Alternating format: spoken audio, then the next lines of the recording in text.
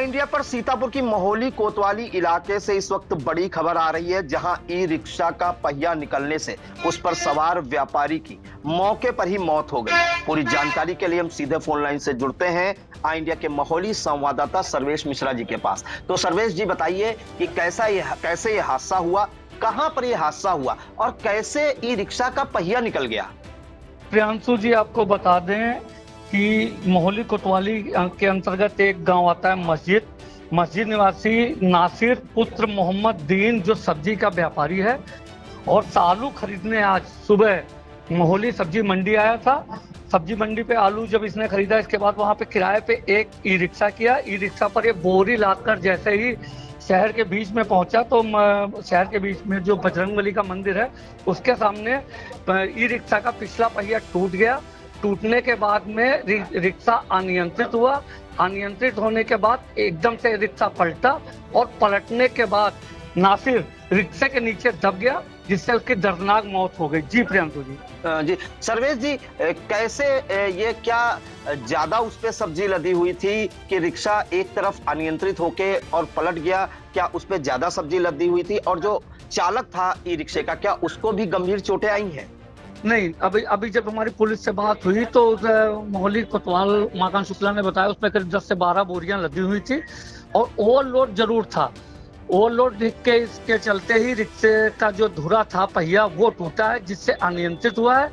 उसी के चलते ये ई रिक्शा पलट गया।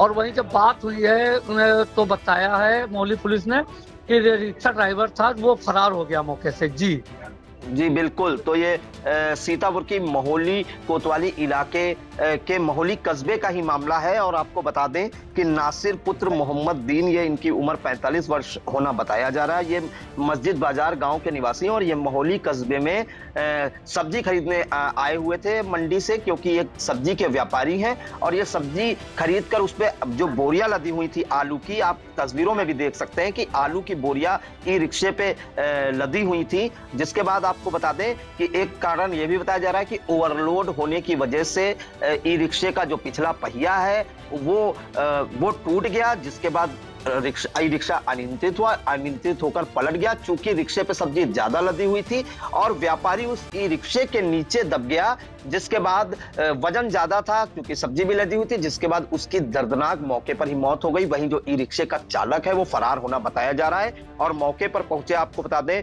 कि मोहली कस्बा इंचार्ज आशुतोष मिश्रा पहुंचे हैं और 100 को कब्जे में लेकर पोस्टमार्टम के लिए भेज दिया है।